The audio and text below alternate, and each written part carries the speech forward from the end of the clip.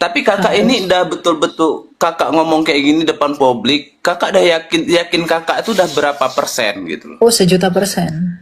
Juta persen. Tapi kakak bakalan terima konsep apa yang kakak omongin kakak akan terima nanti kan? Saya akan terima. Heeh. Walaupun Betul. sampai kakak masuk dalam penjara. Oh iya, silakan. Kalau kamu mau lakukan itu Oke. silakan. Ya oke. Ya, salam sejahtera untuk kita semua. Kembali berjumpa dengan saya di channel Teva Kreatif. Sobatku, pada kesempatan ini kami akan menayangkan lagi sebuah video diskusi yang sangat baik. Dan tentunya mereka membahas banyak topik. Dan inilah yang terjadi, seorang pria muslim yang mengancam Ilya untuk dipenjarakan karena ia membawa banyak, karena ia tahu banyak hal terkait Quran dan juga kitab. Oleh sebab itu saudaraku, mari kita sama-sama tonton video berikut ini. Oke, saya turun dan saya cakap nanti kalau kakak berucap ataupun itu jangan seolah-olahnya agama tuh kakak semuanya tuh Oh benar enggak, gitu loh. karena memang kami benar. Jadi kalau kamu pun nggak terima Siapa kebenaran bilang ini, kamu benar? Kamu aja ya nggak Kristen apa-apa. aja, Nabi Isa aja agamanya bukan Kristen. Coba. Kamu Ya, bilang nggak gimana apa mungkin kamu Nabi bilang. Isa? Nah, aku tanya Gimana kamu, mungkin Nabi Isa jadi Kristen? Wong Nabi Isa itu Kristus kok, bukan siapa Kristen. bilang dia Kristus?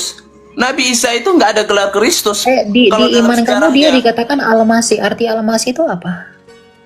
Masih, pokoknya Kristen itu bukan Enggak. agama Arti Nabi Al-Masih Isa. itu apa? Arti Al-Masih itu apa? Enggak aku sekarang. Nabi Isa itu agamanya Berarti apa? kamu nggak tahu. Kamu yang arti nggak Al-Masih. tahu, kamu yang nggak tahu. Nabi Isa agamanya itu bukan Kristen. Sekarang saya tanya, Nggak, aku tanya sama kamu sekarang hal Lalu kecil aja. nggak- Kamu lalu- sunat atau enggak? arti Al-Masih itu apa? Juru selamat. Juru selamat. Bahasa Yunani juru selamat apa? Aku nggak belajar sampai ke sana ya. Intinya aku Kristus. tahu Makanya Yesus gini, itu justru karena bukan kamu nggak agamanya belajar, Kristen. kalau Oke, kamu di nggak sini belajar, penyetus dengar dulu. Kristen itu. Saya yang punya Oke. room di sini, saya bisa lempar kamu ke bawah. Oke, Dengar silakan. dulu. Berarti Dengar nampak ya. kamu menjatuhkan saya di sini. Berarti di kamu tuh dalam nampak. kamu sendiri yang bilang bahwa arti Al-Masih adalah juru selamat. Karena kamu nggak tahu, jangan songong. Lihat, Bang. Ya, sehat. Silakan kamu tanya apa? Abang tadi kan bilang nih, kalau Nabi Muhammad itu bukan keturunan Nabi Ismail. Iya, mana buktinya dia keturunan Ismail? Mana buktinya kakak bilang kakak dah betul-betul itu kitab kakak itu yakin kali itu kalau Nabi Ismail itu nggak ada maksud tuntun keturunan itu sampai ke Nabi Muhammad. Saya kan tadi udah tunjukkan kejadian 10 dan kejadian Itu 25. enggak itu kan menurut kitab kakak. Ya menurut Nggak kitabmu bisa. ada nggak dalilnya dia keturunan Ismail? Ya, yang jelas Nabi Muhammad Sallallahu Alaihi Wasallam Menurut keturunan saya, Nabi Ismail. menurut gini biar adil, tunjukin dari kitabmu dia keturunan Ismail. Mana silsilahnya?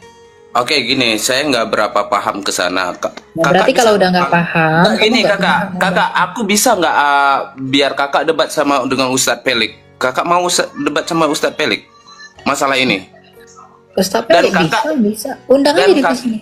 Dan kakak nanti bisa nggak nanti bisa bertanggung jawab dengan atas undang aja gini. Kalau kamu punya apa kontak dengan beliau, ya kamu undang aja dia naik ke TikTok saya sekarang. Kalau sekarang nggak bisa, tapi nanti saya akan Oke, aturkan. mungkin minggu depan saya live ya, soalnya saya harus melayani Bang pergi ke Malang. Nanti kamu saya live, nanti Tapi kamu nggak jawab. gini, tapi kakak janji apa yang kakak ngomong tadi saya udah record. Kakak bisa nggak kan apa-apa, nggak apa-apa. Saya bisa kakak bisa bertanggung jawab. tanggung jawabku nanti. Tapi kakak ini udah betul-betul kakak ngomong kayak gini depan publik, kakak udah yakin kakak itu udah berapa persen gitu loh. Oh, 1.000.000%. Juta persen. Tapi kakak bakalan terima konsep apa yang kakak omongin kakak akan terima nanti kan? Saya akan terima. Heeh. Walaupun Betul. sampai kakak masuk dalam penjara. Oh iya, silakan. Kalau kamu mau lakukan itu Oke. silakan. Ya oke, saya turun dan saya cakap nanti kalau kakak berucap ataupun itu jangan seolah-olahnya agama tuh kakak semuanya tuh Oh, benar enggak, gitu loh. karena memang kami benar. Jadi kalau kamu pun nggak terima Siapa kebenaran bilang ini, kamu benar? Kamu aja Enggak Kristen aja, Nabi Isa aja agamanya bukan Kristen. Coba. Kamu Ya, bilang nggak gimana apa mungkin kamu Nabi bilang. Isa? Nah, aku tanya Gimana kamu, mungkin Nabi Isa jadi Kristen? Wong Nabi Isa itu Kristus kok, bukan siapa Kristen. bilang dia Kristus? Nabi Isa itu nggak ada gelar Kristus. Di Kalau dalam iman kamu dia sejarahnya, dikatakan Al-Masih. Arti Al-Masih itu apa? Allah masih, pokoknya Kristen itu bukan Enggak. agama Arti Nabi Al-Masih itu Isa. apa? Arti Al-Masih itu apa? Enggak aku sekarang. Nabi Isa itu agamanya Berarti apa? kamu nggak tahu. Kamu yang arti nggak Al-Masih. tahu, kamu yang nggak tahu. Nabi Isa agamanya itu bukan Kristen. Sekarang saya tanya, Nggak, aku tanya sama kamu sekarang hal Lalu kecil aja. nggak- Kamu lalu- sunat atau enggak? arti Al-Masih itu apa? Juru selamat. Juru selamat. Bahasa Yunani juru selamat apa? Aku nggak belajar sampai ke sana. Ya intinya aku Kristus. tahu Makanya Yesus gini, itu justru karena bukan kamu nggak agamanya belajar, Kristen. kalau Oke, kamu di nggak sini belajar, penyetus dengar dulu. Kristen itu. Saya yang punya Oke. room di sini, saya bisa lempar kamu ke bawah. Oke, Dengar silakan. dulu. Berarti Ya. nampak kamu menjatuhkan saya di sini. Berarti di kamu tuh dalam nampak. kamu sendiri yang bilang bahwa arti Al-Masih adalah juru selamat. Karena kamu nggak tahu, jangan songong, saya ajari. Bahasa Yunani juru selamat adalah Kristus. Artinya Isa itu adalah Kristus, tapi bukan Isa yang dalam kitabmu ya. Lalu kalau kamu bilang dia bukan Kristen, Enggak lalu gini dia- aja kamu. lalu Kami dia itu nggak perlu seagama, diaku-akuan. Enggak mau perlu dengar atau diaku-akukan. enggak? Kalau nggak mau dengar saya buang. Oke. Ya, kalau kamu mengatakan dia seagama dengan kamu perlu sadar bahwa agama kamu baru datang di abad ke-7.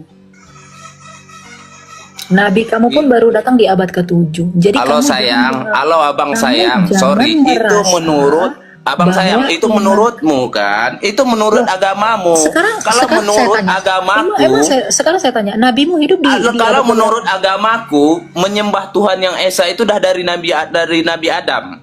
Oh, Nabi jadi Adam Adam. itu oke, jadi Adam itu nabi. Nabi Adam nabi. Ya nabi. Menurut kami Arti nabi nabi. itu apa? Arti nabi itu apa? Nabi itu utusan bagi kaumnya. Oke, sekarang saya tanya, Adam tuh utusan bagi siapa? Dia kan manusia pertama bagi pohon. Iya, bagi istri dan anak-anaknya. Kan dia manusia pertama. Kan dia diciptakan dulu kan? Ya kamu mikir aja kalau Lalu dia berarti langsung jadi nabi.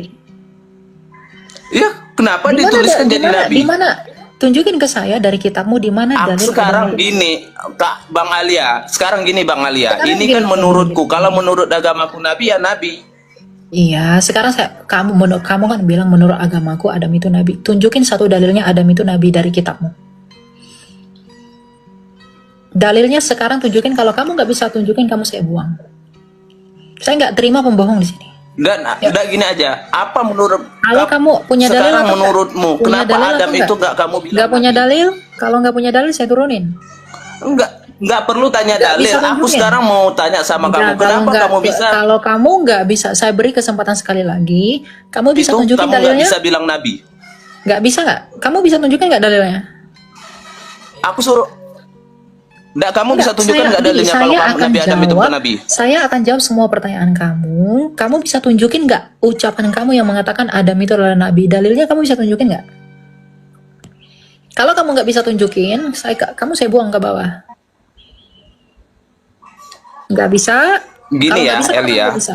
Ini gini Elia. Oke. nggak bukan bisa. aku nggak bisa. Kamu tinggal di bawah ya, gitu. Saya nggak mau habisin waktu. Jadi yang kamu bilang itu kamu harus bertanggungjawabkan ya. Saya bukan orang bodoh yang bisa kamu tipu-tipu dan kamu kelabui dengan jurusan takiyahmu, gitu. Kamu ngomong dari tadi nggak ada dasar. Ya buat apa saya lanjut sama kamu gitu loh. Ngomong ini dalil kan kamu sendiri nggak punya dalil. Silakan toleh. Siapa? Toleh, kamu mau menyampaikan sesuatu silakan. Halo? Halo? Ya silakan. Bapak mau tanya apa Pak? Tanya. Ada yang mau ditanya enggak? Bapak imannya apa sebelumnya?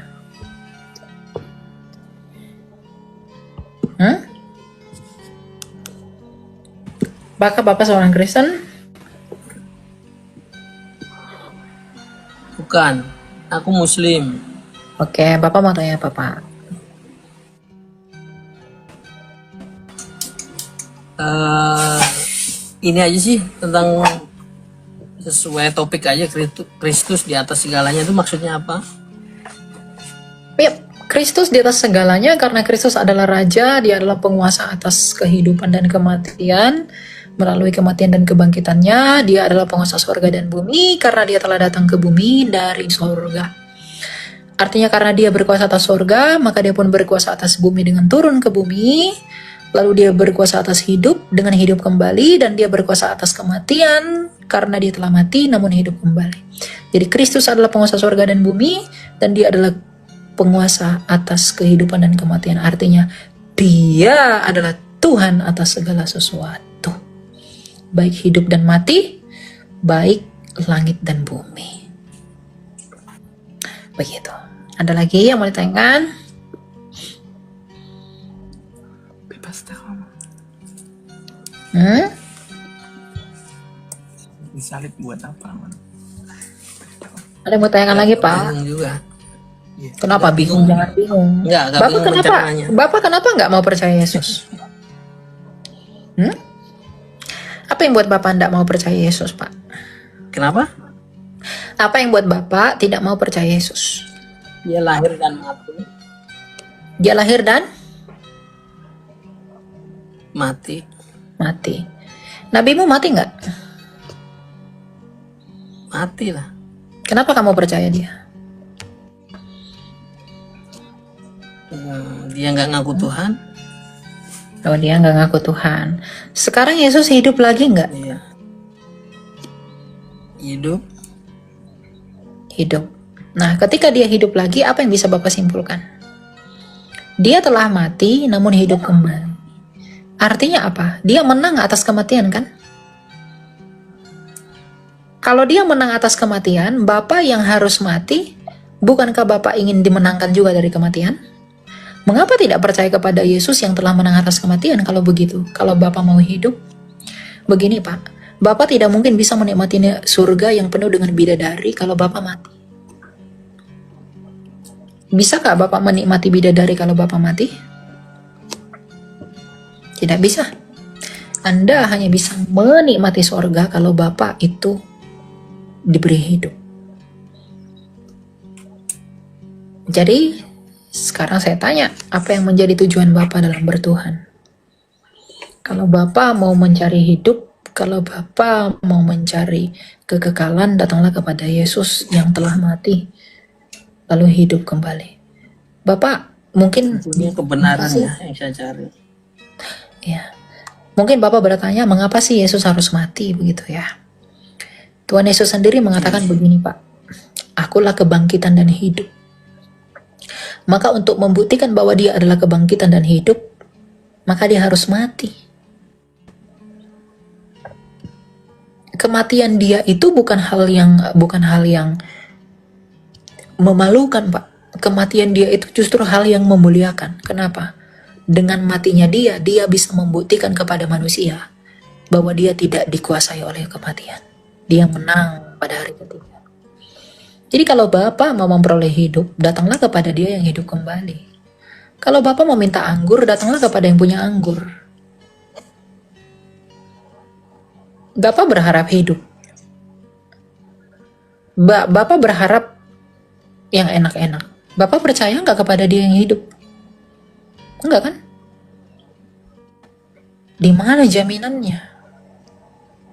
Gitu. Saya mengasihi Bapak sebagai manusia. Dan Tuhan saya mengajarkan saya untuk mengasihi kamu. Saya nggak ajak kamu jadi Kristen, saya nggak paksa kamu jadi Kristen. Tapi kamu harus menyadari untuk apa kamu hidup. Saya menginjili kamu, memberitakan berita kehidupan, agar kamu juga memperoleh hidup sama seperti saya, dibebaskan oleh Tuhan saya. Gitu. Masalah yang lain-lain, Tritunggal apa itu bisa dipelajari. Dan ada ayatnya semua dalam Alkitab. Tapi anggaplah semua agama itu sama, Pak. Anggaplah semua sama. Coba lihat apa yang diklaim dari agama itu dan yang dibuktikannya. Kalau Kristus menawarkan hidup, menawarkan surga, itu wajar. karena dia telah hidup kembali. Kalau dia menawarkan surga, itu wajar karena dia datang dari surga. Yohanes 8 ayat 22, 23, 24. Kalau kamu ingin hidup, tapi kamu percaya kepada orang mati yang dimakan belatung, apa yang bisa kamu harapkan dari orang seperti itu? Gak ada. Bukan orangnya. Bukan orangnya, kepada Tuhannya. Apa yang membuat kamu bahwa Tuhannya itu ada? Kami percaya bahwa Allah kami itu hidup karena dia membuktikan dia hidup dengan datang firman-Nya sendiri datang ke dunia menjadi manusia.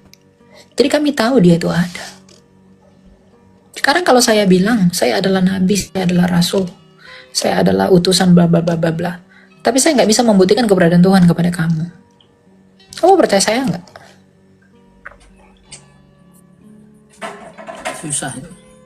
Susah, betul susah. Karena nggak mungkin kamu percaya saya, karena itu hanya mengaku. Tapi ketika Yesus mengatakan aku datang dari surga dan dia membangkitkan orang mati, dia berkata akulah hidup, dia hidup kembali. Dia mengatakan akulah Tuhan, dia menyembuhkan semua orang. Dia bermukjizat, dia menghentikan badai, dia menaklukkan iblis. Di depan mata semua orang dia mengubah 5 roti dan 2 ikan menjadi banyak. Siapa yang nggak percaya? Apakah saya harus membuang bukti ini demi sesuatu yang katanya? Nggak mau saya. Saya nggak bodoh. Begitu. Saya ajak Bapak untuk berpikir saja agar Bapak merendahkan hati untuk mau belajar. Oke? Terima kasih. Ya semangat ya Pak Toleh ya. Tuhan berkati kamu. Saya berdoa buat kamu ya. Semangat cari Tuhan ya. Semoga Tuhan yang mengasihani kamu. Dan saya berdoa semoga kamu diselamatkan melalui Yesus. Agama tertua apa? Yang penting bukan yang dari abad ke-7. Silakan gitu. Ya, selamat malam Kak. Ini saya mau tanya soal tentang penghujatan. Kamu dari iman apa? Dari Protestan Kak. Ya. Oke, silakan. Ya, ini saya mau tanya tentang penghujatan terhadap Roh Kudus. Jadi saya masih agak bingung tentang penghujatan terhadap Roh Kudus. Jadi kadang-kadang ada orang bilang kalau menghujat Roh Kudus itu kita melakukan kebaikan, tetapi kita juga kayak seolah-olah melanggarnya, atau bagaimana itu Kak penjelasannya? Enggak. Mengucap Roh Kudus dalam Markus 13 itu. Ya ada ayatnya itu Kak ya. Ya saya Saya lupa. tahu. Mengucap Roh Kudus. Bukan ya.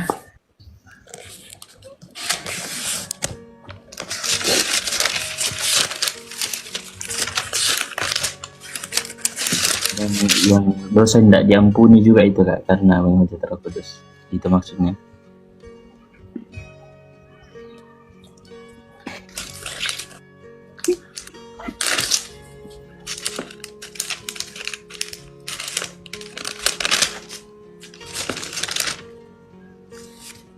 Bukan di sini. Kok hilang ya lembarannya? Ntar ya, saya buka di Alkitab saya online.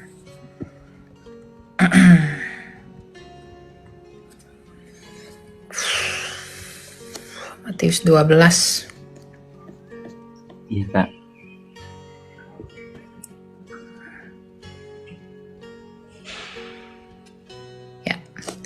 Sebab itu aku berkata kepadamu, segala dosa dan hujat manusia akan diampuni, tetapi hujat terhadap Roh Kudus tidak akan diampuni.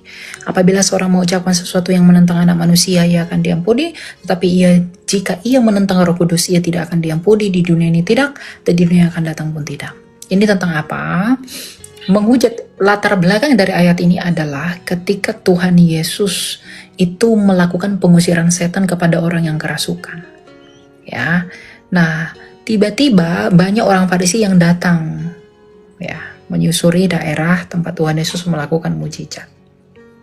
Nah, kemudian ketika orang Farisi itu datang melihat Tuhan Yesus melakukan mujizat yang luar biasa, Roh Kudus itu menerangi hati orang Farisi.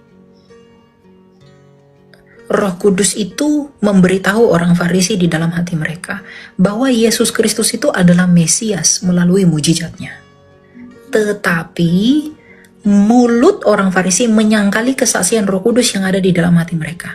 Roh Kudus di dalam hati orang Farisi melalui mujizat Yesus mengajak orang Farisi itu untuk percaya Yesus. Tetapi mereka tidak mau percaya, malah menghujat ajakan itu dengan menyangkal Yesus. Jadi artinya dosa menghujat Roh Kudus itu adalah menolak untuk percaya kepada Yesus. Menolak percaya Yesus artinya menolak kesaksian Roh Kudus. Karena Roh Kudus itu bersaksi tentang Yesus. Kita baca ayatnya.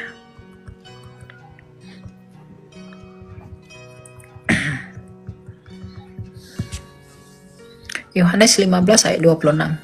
Jika penghibur yang akan kuutus, yang kuutus ini adalah Roh Kudus, jika penghibur yang akan kuutus datang dari Bapa datang, yaitu Roh kebenaran yang keluar dari Bapa, ia akan bersaksi tentang aku.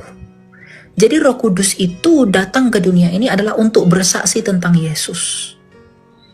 Nah, kalau kita menolak ajakan kesaksian Roh Kudus tentang Yesus, berarti kita menghujat Roh Kudus. Berarti dengan demikian kita tidak bisa sampai kepada Yesus, maka kita tidak bisa diampuni dan diperdamaikan dengan Sang Bapa. Jadi yang mengajak kita percaya kepada Yesus itu adalah Roh Kudus. Karena Yohanes 15 ayat 26, Roh Kudus itu datang ke dunia ini adalah untuk mengajak semua orang percaya kepada Yesus. Nah, ajakan Roh Kudus ini kalau kamu tolak terus-menerus, maka kamu menghujat Roh Kudus.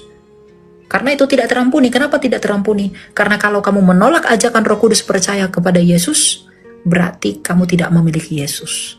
Maka ketika kamu tidak memiliki Yesus, Yohanes 8 ayat 24, kamu akan mati dalam dosamu. Jadi dosa menghujat Roh Kudus itu adalah menolak untuk percaya kepada Yes. Oke. Yesus. Oke, saya paham sampai di situ. Tapi mungkin salah sih kayak pemahamanku selama ini, karena ya saya sendiri saya sudah percaya sama Yesus dan Percayanya sungguh-sungguh atau enggak? sungguh-sungguh ya Kak. Ya ini sudah percaya, kemudian kita kan harus sesuai dengan firman Allah, firman Tuhan. Lalu kita tahu firman Allah, lalu kita tidak lakukan, apakah disebut menghujat Roh Kudus atau bagaimana? Ya, kalau kamu mengaku percaya Yesus tapi kamu nggak lakukan firman Tuhan, berarti kamu tidak beriman dong. Bukan menghujat Roh Kudus itu namanya, tapi kamu tidak beriman. Lebih parah berarti. Dia mengaku percaya Yesus tapi suka menghina orang, suka menghujat orang, suka melakukan dosa. Berarti dia nggak percaya. Karena kalau dia percaya, dia akan berbuah dan hidup di dalam Kristus. Gitu. Gitu ya. Itu saya kasih ya. Baik, terima kasih banyak Kak Idria, Tuhan berkati. Bless you, brother. Semangat ya. Kamu bilang kamu sungguh-sungguh percaya kepada Yesus. Kamu sudah melayani Tuhan belum? Sudah Kak. Nah, Saya dari apa pelayananmu? STT Kak. Oh, STT, mantap. Semoga kamu jadi penginjil yang sejati ya. Amin. Saya berdoa Anak juga. muda tuh harus menginjili. Tidak boleh tidak menginjili ya. Amin. Iya Kak.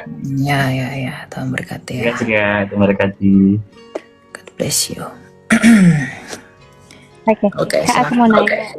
Ini pertama, Kak, gimana sih konsep keselamatan bagi orang-orang tua dulu yang mungkin belum pernah kenal Injil? Karena aku pernah dengar kakak gitu ngomong kalau orang yang dengar Injil sama orang yang benar-benar belum pernah dengar Injil itu berbeda. Jadi itu gimana Kak? Konsep Ya. keselamatan. Baca di dalam Roma 2 ayat 16 ya. Ayat 15, 14-15. Sebab apabila bangsa-bangsa lain yang tidak memiliki hukum Taurat oleh dorongan diri sendiri melakukan apa yang dituntut hukum Taurat, maka mereka menjadi hukum Taurat bagi diri mereka sendiri walaupun mereka tidak memiliki hukum Taurat. Dengan itu mereka menunjukkan bahwa isi hukum Taurat ada tertulis dalam hati mereka dan hati nurani mereka turut bersaksi dan pikiran mereka saling menuduh atau saling membela. Jadi orang yang sama sekali belum pernah mendengarkan Injil itu akan dihakimi berdasarkan hati nurani. Ya, jadi kalau ada misalnya orang di hutan-hutan di pedalaman, mereka belum dengar berita Yesus, mereka akan dihakimi menurut apa? Kalau mereka membunuh dan di dalam hati mereka membunuh itu tidak boleh, tapi mereka dengan sengaja membunuh, maka Tuhan akan mengadili mereka menurut nurani mereka itu. Begitu. Ya? Iya Kak, terus kan saya pernah presentasi tentang hal ini, terus ada yang tanya dihubungkan sama ajaran tulip itu loh Kak. Oh, Calvin, ya. Iya, Total depravity, kemudian predestination, irreversible, saya tahu. Terus? ya terus katanya kalau seakan-akan kita membatasi bahwa Tuhan Yesus itu ada untuk orang-orang yang terpilih saja. Iya, tapi Tuhan Yesus itu memanggil semua orang. Tulipnya Calvin itu tidak salah. Kita yang memahaminya dengan salah. Pemilihan yang dipahami Calvin itu bukan pemilihan yang bersifat memaksa. Tapi semua orang dipanggil, tapi semua orang yang meresponi inilah yang kemudian karena tidak semua orang meresponi panggilan itu, maka orang yang meresponi panggilan itu disebut dipilih. Gitu. Ya, kerusakan total. Memang tulipnya Calvin itu menjadi kontroversi dalam banyak pihak. Tapi penetapan yang dimaksudkan Calvin bukan penetapan yang aktif, melainkan penetapan yang pasif. Allah memanggil seluruh dunia untuk bisa masuk kepada Kristus karena Allah mengkehendaki semua orang diselamatkan, Yohanes 3:16. Tapi tidak semua orang mau menerima panggilan itu, makanya ada yang kita berkata banyak yang dipanggil dan sedikit yang terpilih. Begitu. Ya? Oke. Masih ada Kak? Iya, silakan. Apa itu? Kayak gini Kak. Kalau dalam pikiran aku sendiri, aku tuh percaya bahwa Tuhan Yesus itu melarang adanya perceraian. Nah, banyak kasus orang-orang nggak bisa bertahan dalam rumah tangga mereka karena banyak kasus yang terjadi di dalam rumah tangganya. Nah, ada yang bercerai terus, kemudian mereka itu menikah lagi. Nah, menurut pandangannya Kakak, setelah bercerai terus menikah lagi, itu dibenarkan atau bagaimana Kak? Ya, apakah bercerai lalu menikah lagi itu diperbolehkan? Itu tergantung perceraiannya karena apa. Pada prinsipnya perceraian itu nggak boleh karena Allah membenci perceraian. Tapi kalau ada orang cerai mati, boleh menikah lagi nggak? Boleh. Tapi kalau misalnya cerai hidup, nah orang yang menceraikan ini, kita buka ayatnya ya.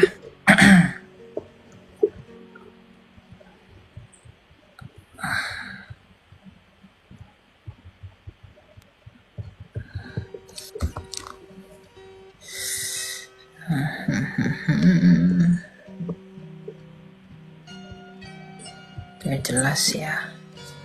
1 Korintus 7.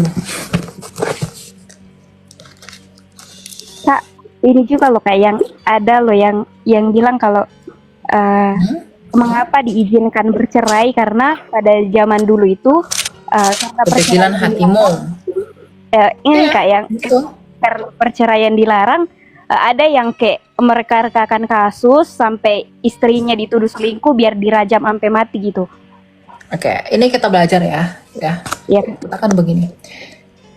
Kepada orang-orang yang tidak kawin dan kepada janda-janda aku anjurkan supaya baiklah mereka tetap dalam keadaan seperti aku.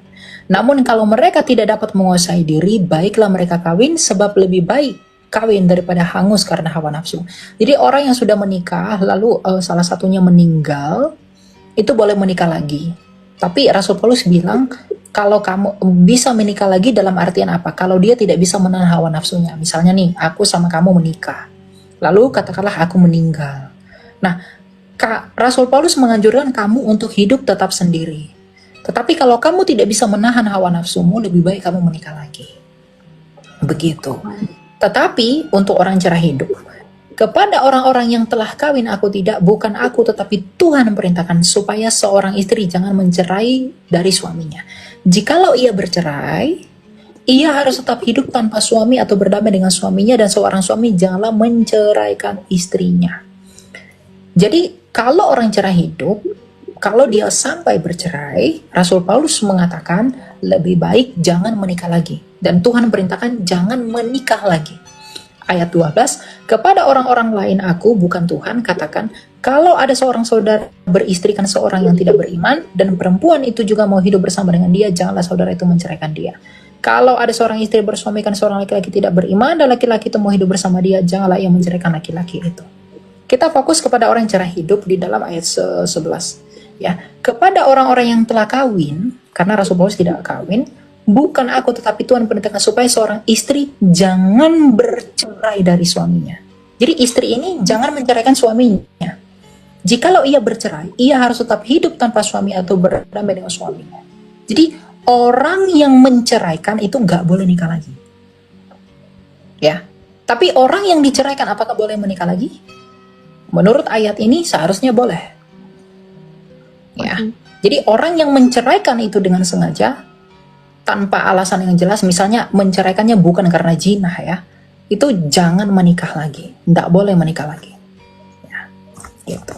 Jadi orang yang menceraikan itu orang yang, ingat pemahaman ini, orang yang menceraikan jikalau bukan karena zina, itu dia berdosa. Dan kalau sampai bercerai kalau bukan karena zina, dia nggak boleh nikah lagi. Tapi Tuhan Yesus berkata dalam Matius bahwa ada orang yang bercerai oleh karena zina, gitu. Tapi kalau bukan oleh karena zina dia bercerai, dia tidak boleh nikah lagi. Yang menceraikan tidak boleh nikah lagi. Karena di ayat 10 dikatakan supaya seorang istri jangan bercerai dari suaminya. Jikalau ia bercerai, ia harus tetap hidup tanpa suami atau berdamai dengan suaminya. Begitu. Ya. Oke Kak. Satu lagi Kak terakhir. Yap, silakan. Aku mau nanya, kan dosen aku pernah bilang bahwa konsep kematian itu ada yang mati seutuhnya, dan mati seutuhnya dalam konsepnya itu dia bilang bahwa ketika manusia mati, rohnya dan jiwanya itu benar-benar mati. Seakan-akan dia tertidur. Dalam pemikiran saya bahwa ketika orang meninggal itu sama seperti cerita yang orang kaya dan orang miskin, dan itu pemikiran saya setelah orang mati. Tapi ada yang berkata bahwa setelah kematian itu ada yang namanya peristirahatan, di mana rohnya juga itu ikut ditidurkan seperti itu Kak. Jadi pendapatnya Kakak seperti apa? Tidak ada orang mati itu tidur. Orang mati itu sama seperti Lukas 16. Orang mati rohnya akan dituntun ke Firdaus. Kalau dia percaya kepada Yesus, dia dituntun ke Firdaus. Kalau dia tidak percaya kepada Yesus, dia akan maut akan menyeret rohnya. Oke, berarti sama seperti sebentar. gitu ya Kak? Saya ralat yang tadi yang saya katakan, ini cenderung disalah paham ya. Kepada orang yang bercerai, orang bercerai hidup, orang yang bercerai itu tidak boleh menikah lagi. Ya, jadi baik sih yang menceraikan. Tadi kan saya bilang orang yang diceraikan itu boleh nikah. Di ayat ini tidak boleh menikah karena dikatakan ia harus berdamai dengan suaminya. Harusnya begitu. Berarti balikan lagi sama suaminya gitu Kak? Ya, jadi dia harus tanpa suami. Misalnya saya nih sama kamu nih, kita menikah, lalu kamu menceraikan saya, lalu ya saya nggak boleh nikah, kamu juga nggak boleh nikah, kamu hanya berdamai dengan saya, begitu. Oke.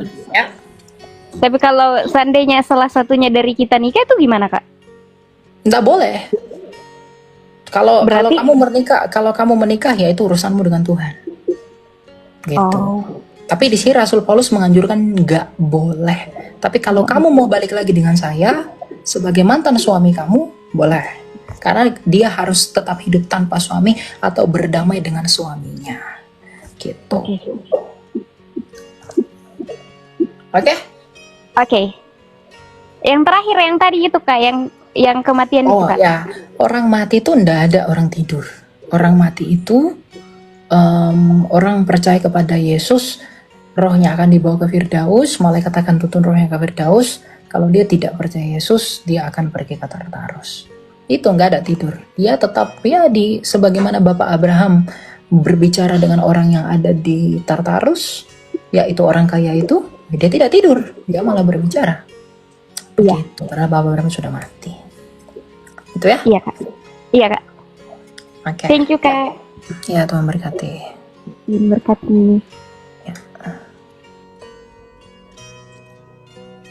Gitu ya teman-teman ya. Lagi mengenai perkawinan tuh repot sebenarnya, banyak tafsiran ya, tapi itulah yang bisa saya jabarkan. Tapi semua kalian kembali kepada gereja masing-masing ya. Untuk apapun itu saya tidak mau menghakimi, semua kembali kepada kedaulatan Tuhan.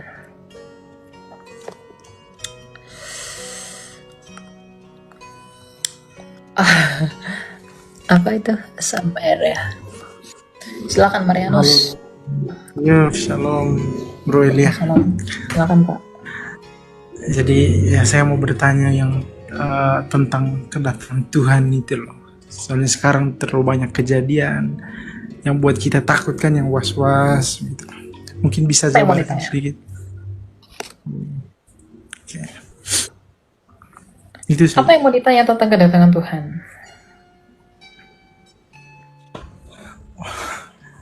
Maksudnya kan sekarang kan tanda-tandanya terlalu banyak gitu di seluruh dunia, terlalu banyak kejadian yang di luar dari apa yang kita pikirkan begitu. Jadi kan kalau kita berdoa itu biasa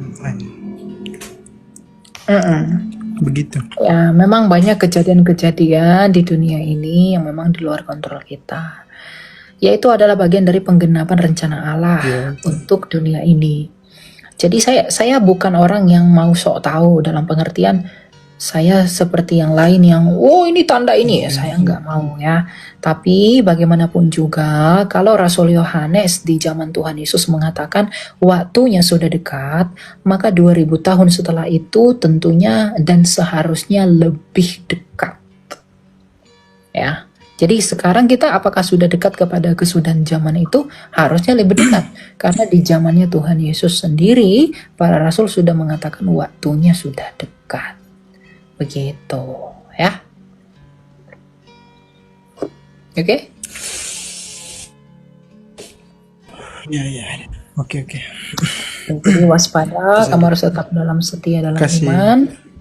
Kamu harus setia untuk melakukan perintah-perintah Tuhan. Gitu ya. Oke. Siap. Silakan Saiko.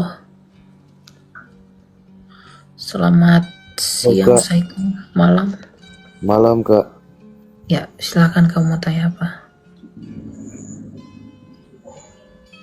saya mau bertanya di dalam perjalanan salib Kristus, apakah Yudas mempunyai peran keselamatan? Tidak ada. Yudas menjual Yesus kan? Bukan menyalibkan Yesus kan? Yang menyalibkan Yesus kan orang Roma. Jadi Yudas itu bukan karena dia mengkhianati baru Yesus disalib. Dikhianati atau tidak pun dia tetap tersalib. Tapi Yudas itu mengkhianati Yesus itu karena dia cinta uang. Gitu. Ya? Oke Kak, Oke. Ada lagi mau kamu tanya? aku mau tanya Apa? arti salib Kak. Kan banyak yang bilang kalau simbol itu cuma simbol. Arti salib adalah keadilan dan belas kasih Allah. Di dalam salib Kristus itu diremukkan yang menandakan keadilan Allah atas dosa, dan dalam salib belas kasih Allah dinyatakan melalui darahnya bagi pengampunan kita. Ibrani 9:22. Dan di dalam salibnya dengan jalan menjadi kutuk, dengan darah yang ditumpahkan di atas kayu salib, dia menjadi jalan pendamaian bagi Bapa kita. Ya, jadi salib itu menyimbolkan dua hal, keadilan dan belas kasih Allah. Gitu. Ya. Oke Kak. Ya. Oke. Silakan Michi. Malam Kak Elia. Ya, Mam, Thank you silakan. sudah di accept. Saya kan dengar barusan katekisasi itu Ya, katekisasi. katekisasi itu cuman buat orang yang belum Kristen aja, atau kalau sudah Kristen lama terus kalau mau peneguhan ulang itu apa bisa ya? Bisa. Belajarnya kita itu bisa di mana aja kok, ya. Jadi kapan aja bisa belajar. Cuma itu lebih penting buat mereka yang mau dibaptis biar bisa mengerti apa yang membuat jadi alasan mereka untuk dibaptiskan. Tapi kalau kamu mau belajar boleh, gitu. Itu biasanya di tiap gereja itu memang ada ya? Ada bagian katekesi. Tanyakan ke gerejanya. Oh iya. Terus sama perihal itu Kak, pernikahan itu kalau di gereja saya itu kan kalau Kak Elia itu bilang di Alkitab itu boleh kalau bercerai kalau karena alasan perzinahan. Tapi kalau di gereja saya itu kenapa ya tetap ditekankan kalau orang selingkuh itu tetap harus dimaafkan, terus kita harus menerima, terus tetap tidak boleh cerai gitu Kak. Iya, berarti gereja itu lebih menekankan kepada, itu maksud gereja itu bagus ya dalam hal itu ya.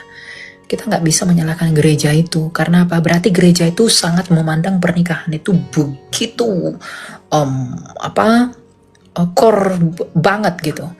Ya, jadi diikuti aja. Kalau memang kamu bisa melakukannya, silakan diikuti. Kalaupun nggak bisa melakukannya, kamu bisa konsultasi ke pendetanya lebih dalam. Atau mungkin karena memang kamu KDRT begitu di kekerasan dan lain-lain, kamu boleh pisah sementara. Begitu. Ya. Gitu ya Kak. Iya, makasih ya Kak. Soalnya Ya. ini live-nya setiap hari apa ya Kak? Oh, tidak tiap hari. Kapan saya ada waktu, saya live di situ. Jadi nggak ada jadwal tetap. Oh gitu. Ada pengumumannya nggak Kak kalau live? Soalnya Kamu mau pembahasan. tanya-tanya tah? Kamu kalau mau tanya ke saya, chat saya aja. Ini saya follow kamu dulu ya. Oke. Iya, makasih ya Kak. Soalnya saya terbantu untuk belajar Alkitab kalau lewat seperti ini. Ya, Udah itu aja. kamu ya. Kamu bisa ke YouTube saya, ada YouTube saya yang tapi YouTube saya itu semua postingan live saya. Nanti kamu Kalau bisa saya lihat. mau tanya Kak, itu untuk doa apa pelepasan, terus untuk kayak kutuk keturunan dan Itu lain-lain enggak gitu. perlu, itu enggak perlu. Kamu belajar firman Tuhan, betul-betul Tuhan sendiri yang lepaskan itu. Oh gitu ya, meskipun Ya. ilmu gelap apa gitu. Soalnya suami saya itu pernah kayak mungkin pakai ilmu gelap gitu Kak. Iya, kamu doa sama Tuhan biar Tuhan yang melepaskan ilmu gelap-gelap itu. Ya, kamu doa tekun. Karena doa orang benar kalau didoakan bersungguh-sungguh itu besar kuasanya. Bukan masalah praktek-prakteknya. Siapa yang mendoakan enggak? Kamu berdoa sungguh-sungguh, Tuhan sendiri yang lepaskan. Ya. Oh iya. Sama boleh satu lagi tanya nggak Kak? Kan Ya. kemarin itu saya ada dengar kalau orang kan sebelumnya hidup nggak kudus. Mungkin dia pencabulan hubungan seks sama yang belum menikah gitu loh Kak. Nah itu katanya rohnya kenapa gitu loh, ada pengikatan roh. Nah itu apakah perlu doa juga atau gimana yang suami Ya, saya? kamu harus berdoa agar Tuhan melepaskan, agar gini loh, agar kita itu selalu merendahkan diri kepada Tuhan, mengingat-ingat dosa kita, agar kita nggak mau melakukannya lagi. Orang mau didoakan sih lepas apapun, tapi kalau dia memang nggak ada niat untuk bertobat, itu nggak akan bisa. Banyak begitu orang doa pelepasan, selingkuh sampai muntah-muntah apa segala macam begitu ya, tapi minggu depan dilakukan lagi. Bulan depan dilakuin lagi. Kalau emang dasarnya niatnya nggak rendah hati, hatinya nggak mau bertobat, ya nggak bakal berubah. Mau dia mau muntah-muntah, sampai dijungkir balik, kayak mau apa, enggak. Selama hatinya tidak mau berubah, dia tidak akan berubah. Gitu. Jadi masalah itu enggak penting. Yang terpenting itu adalah kamu mau enggak berubah. Itu dulu. Ya puji nama Tuhan, demikianlah diskusi yang kita dengarkan bersama dan juga kita lihat bersama bahwa dunia ini memang sangat kejam. Iblis akan mencari cara untuk menjatuhkan anak-anak Tuhan yang Dengan semangat mereka menyampaikan Injil kebenaran firman Tuhan melalui media sosial. Sahabatku, mari kita doakan teman-teman yang selalu setia untuk menyampaikan kebenaran Tuhan lewat media sosial agar mereka semakin dilindungi oleh Tuhan, diberkati dan diberi hikmat supaya mereka boleh menanggapi semua pertanyaan-pertanyaan di luar Kristen, orang-orang di luar Kristen, dan jauhkan mereka dari mara bahaya apapun. Sahabatku, seperti video yang sudah kita lihat bahwa di sini ada seorang muslim yang mengancam akan Elia untuk dipenjarakan karena ia dengan tegas menyampaikan bahwa Tuhan orang Kristen yang benar. Penyelamat umat manusia hanyalah Tuhan orang Kristen. Sehingga pria ini tidak menerima dan tidak menerima fakta ini hingga ia mau laporin Elia ke polisi. Sahabatku, ini memang sangat kejam, namun saya percaya bahwa Tuhan itu punya cara untuk anak-anak Tuhan yang menyampaikan akan kebenaran. Ya, terima kasih juga buat semua yang selalu setia dukung dan juga support channel kami. Doa kami selalu menyertai saudara semua, dan salam, sampai jumpa di video-video kami selanjutnya.